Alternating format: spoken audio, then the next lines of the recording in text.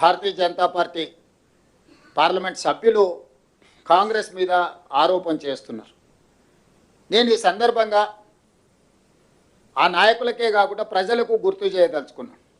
స్వతంత్రం వచ్చిన తర్వాత ప్రజాస్వామిక దేశంలో రాజ్యాంగాన్ని రచించుకొని ప్రజలు ఎన్నుకున్న ప్రభుత్వాలను ఏర్పాటు చేసుకోవాలని ఆలోచన చేసినప్పుడే పురుషులతో పాటు మహిళలకు సమానమైన ఓటు హక్కును మొట్టమొదట ఈ దేశంలో ఇచ్చిందే కాంగ్రెస్ పార్టీ. అప్పటికే ప్రపంచంలో చాలా దేశాలలో మహిళలకు ఓటు హక్కు కానీ మహిళలకు కనీస గౌరవం కానీ దక్కని పరిస్థితుల్లో స్వతంత్ర భారతదేశంలో కాంగ్రెస్ పార్టీ మొట్టమొదట మహిళలకు ఓటు హక్కును ఇచ్చి పురుషులతో పాటు మహిళలకు సమానమైన అవకాశాలు కల్పించి రాష్ట్రంలో కానీ దేశంలో కానీ ఏర్పడబోయే ప్రభుత్వాలు మహిళలను నిర్ణయం తీసుకునే అవకాశము అధికారము కాంగ్రెస్ పార్టీ కల్పించింది. ఆ తర్వాత దేశ ప్రధానమంత్రిగా, ఈ దేశానికి రాష్ట్రపతిగా, లోక్సభ స్పీకర్గా, వివిధ రాష్ట్రాలలో ముఖ్యమంత్రులుగా, వివిధ రాష్ట్రాలకు గవర్నర్లుగా చాలా రాజ్యాంగబద్ధమైన పదవులలో మహిళలకు అవకాశం కల్పించిన పార్టీ కాంగ్రెస్ పార్టీ. మీ అందరికీ తెలుసు, రాష్ట్రపతి, ప్రధానమంత్రి, Lok Sabha speaker, governor, chief minister ఇలాంటి కీలకమైన పదవులకు మహిళల నాయకత్వంలోనే పనిచేసి మహిళల్ని నియమించడమే కాదు, ఆ మహిళల యొక్క నాయకత్వంలో పనిచేసిన పార్టీ, 140 సంవత్సరాల చరిత్ర కలిగిన పార్టీ. స్వతంత్రం కోసం కొట్లాడినప్పుడు కూడా మహిళల్ని అధ్యక్షులుగా పార్టీకి నియమించుకున్న పార్టీ కాంగ్రెస్ పార్టీ.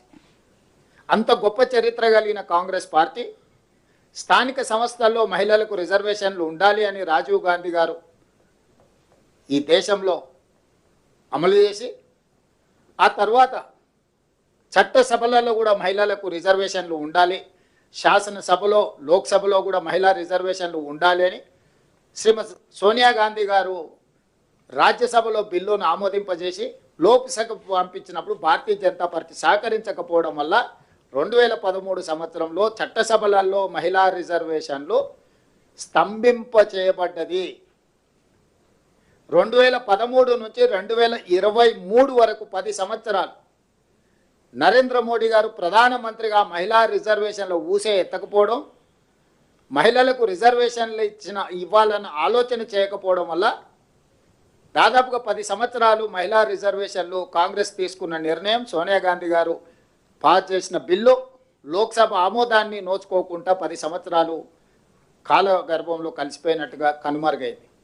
2023 సంవత్సరంలో కేశవరావు గారు కూడా అప్పుడు రాజ్యసభ సభ్యులుగా మళ్ళీ మహిళా రిజర్వేషన్లను అమలు చేయాలని చర్చకు వచ్చినప్పుడు అటు లోక్సభలో కానీ రాజ్యసభలో కానీ కాంగ్రెస్ పార్టీ సంపూర్ణంగా మద్దతు ఇచ్చింది. ఆ బిల్లును పెట్టినప్పుడు నరేంద్ర మోడీ గారే ఆ బిల్లులో పెట్టిన కీలకమైన అంశం ఏంటంటే 2026 సంవత్సరం తర్వాత జనాభా లెక్కలు సేకరించి జనాభా లెక్కల్ని గెజెట్ ప్రచురించిన తర్వాత ఆ జనాభా ప్రాతిపదికన మహిళా రిజర్వేషన్లను అమలు చేస్తామని 2023 చివరి ఎన్నికల ముందు చట్టం చేయడం జరిగింది. ఆ రోజే 2024 లోక్సభ ఎన్నికల్లో 33% మహిళా రిజర్వేషన్లు అమలు చేస్తామని బిల్లు పెడితే 2024 లోక్సభ మే జూన్లో జరిగిన ఎన్నికల్లోనే 543 లోక్సభ సభ్యులల్లో 33% అంటే 181 మహిళా ఎంపీలు ఎన్నిక కావడానికి అవకాశం ఉండే. దాంతోపాటు 2024 మే జూన్ తర్వాత ఏ రాష్ట్రంలో ఎన్నికలు జరిగినా ఆయా శాసనసభలలో కూడా 1/3 మహిళా రిజర్వేషన్ అమలు చేయమని చట్టం చేసి ఉంటే ఈ మధ్యకాలంలో జరిగిన 24 నుంచి ఇప్పటి వరకు జరిగిన అన్ని రాష్ట్రాలు ఎక్కడైతే ఎన్నికలు జరిగిన రాష్ట్రాలు ఉన్నాయో ఆ రాష్ట్రాలలో కూడా అసెంబ్లీలలో 33% మహిళా రిజర్వేషన్లు అమలు జరిగి ఉండు. కానీ చిత్తశుద్ధి లేని ఎన్డీఏ ప్రభుత్వము ఆ రోజు చట్టాన్ని లోక్సభలో ఆమోదించినప్పుడు తక్షణమే అమలు చేసే అవకాశం ఉన్న చట్టంలో ఫిట్టింగ్ పెట్టి మహిళలకు రిజర్వేషన్లను దూరం చేసింది ఎన్డీఏ ప్రభుత్వం. ఈరోజు మళ్ళీ మహిళా రిజర్వేషన్లను అమలు చేయమనే డిమాండ్ వచ్చినప్పుడు, అమలు చేయాల్సిన పరిస్థితి వచ్చినప్పుడు 2026లో జనాభా లెక్కలేస్తామని ఆదేశాలు ఇచ్చి ఇప్పుడు ఆ లెక్కలు పూర్తి చేసి అమలు చేయాల్సిన అంశాన్ని పక్కన పెట్టి 2011 జనాభా ప్రాతిపదికన మహిళా రిజర్వేషన్లను నియోజకవర్గాల పెంపును రెండు కలిపి ఒకే దాంట్లో పెట్టి ఈరోజు చట్టం ముందుకు తీసుకొస్తుంది. అందుకే ఈరోజు స్పష్టంగా మహిళా రిజర్వేషన్లు తక్షణమే అమలు చేయాలంటే ఆ 2026 తర్వాత సేకరించే జనాభా ప్రాతిపదికన చెయ్యాలి అని ఏదైతే మీరు నిబంధన పెట్టినరో ఆ ఒక్క నిబంధనను సవరించుకుంటే 6 నెలల్లోని ప్రక్రియ అంతా ముగిసిపోయి ఎంబడే జరగబోయే రాష్ట్రాలలో శాసనసభ ఎన్నికలలో 33% మహిళా రిజర్వేషన్లు అమలు చేయొచ్చు. 2029లో ఏదైతే లోక్సభ ఎన్నికలు జరుగుతాయో 543లో 33% అంటే 181 మంది మహిళలకు ఆటోమేటిక్గా లోక్సభలో కూడా ప్రాతినిధ్యం వహిస్తుంది. అట్లా అమలు చేయకుండా ఈరోజు సీట్ల పెంపు కార్యక్రమాన్ని, నియోజకవర్గాల పునర్విభజన కార్యక్రమాన్ని కూడా దీంతో పాటు కలిపినరు. ఇక్కడే రాజకీయ కుట్ర, రాజకీయ అసమానతలు, రాజకీయ వివక్ష ఇవన్నీ మిళితమై ఉన్నాయి.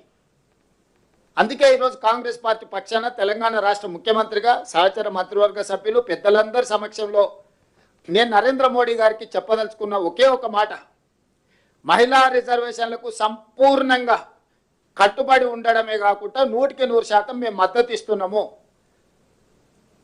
ఉన్న చట్టం ప్రకారము, ఉన్న సీట్ల ప్రకారము 33% మహిళా రిజర్వేషన్లు అమలు చేయడానికి ఏ చట్టం తీసుకొస్తావు లోక్సభలో రాజ్యసభలో పెట్టు, సంపూర్ణంగా కాంగ్రెస్ పార్టీ మద్దతు ఇస్తుంది.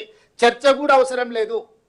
2026 సంవత్సరం తర్వాత సేకరించబోయే జనాభా ప్రాతిపదికన రిజర్వేషన్లని ఒక్క అడ్డంకిని తొలగించుకుంటే 6 నెలల లోపలనే మహిళా రిజర్వేషన్లు అమలు చేయొచ్చు. కాబట్టి రేపటి 16, 17, 18 శాసనసభ పార్లమెంట్ సమావేశాలలో తక్షణమే మహిళా రిజర్వేషన్లు ఉన్న సీట్ల ప్రాతిపదికన 33% రిజర్వేషన్లను మహిళలకు అమలు చేసడానికి చట్టం తీసుకురా, మేము సంపూర్ణంగా మద్దతు ఇస్తాము. ఇది తెలంగాణ రాష్ట్ర ప్రభుత్వం తరఫునే కాకుండా కాంగ్రెస్ పార్టీ పక్షాన కూడా మొన్న జరిగిన సిడబ్ల్యూసి సమావేశంలో కాంగ్రెస్ పార్టీ తీసుకున్న నిర్ణయం. మహిళా రిజర్వేషన్లు మహిళల యొక్క రాజకీయ సాధికారితను కాంగ్రెస్ పార్టీ మొదటి నుంచి ఆకాంక్షించింది, మొదటి నుంచి అమలు చేసింది. 100% మహిళా రిజర్వేషన్లకు కాంగ్రెస్ పార్టీ కట్టుబడి ఉంది. తక్షణమే అమలు చేయాల్సిందిగా నరేంద్ర మోడీ గారిని మేము డిమాండ్ చేస్తున్నాము. ఇక రెండవ అంశం సీట్ల పెంపు, నియోజకవర్గాల పునర్విభజన. ఇది అత్యంత ప్రమాదకరంగా రాజకీయ పావుగా ఈరోజు నరేంద్ర మోడీ గారు వాడుకుంటున్నారు. ఆ దానికి సంబంధించి మాకున్న అభ్యంతరాలను కానీ దక్షిణ భారతదేశంలో ఉన్న ప్రజల యొక్క అభ్యంతరాలను, అదేవిధంగా చిన్న రాష్ట్రాల యొక్క అభ్యంతరాలను ఈరోజు స్పష్టంగా నేను ప్రజలకు వివరించదలుచుకున్నా. ఈరోజు నరేంద్ర మోడీ గారు ప్రవేశపెట్టిన గతంలో నియోజకవర్గాల పునర్విభజన 3 సార్లు జరిగింది. 1957లో నియోజకవర్గాల పునర్విభజన జరిగినప్పుడు 494 సీట్లు ఉన్నాయి దేశంలో లోక్సభలో. 1967లో నియోజకవర్గాల పునర్విభజన జరిగినప్పుడు 520 సీట్లకు పెరిగింది. అదేవిధంగా 1977లో చేసిన నియోజకవర్గాల పునర్విభజన ఇది అత్యంత కీలకమైనది. శ్రీమతి ఇందిరాగాంధీ గారు ఉన్నప్పుడు 1971 జనగణ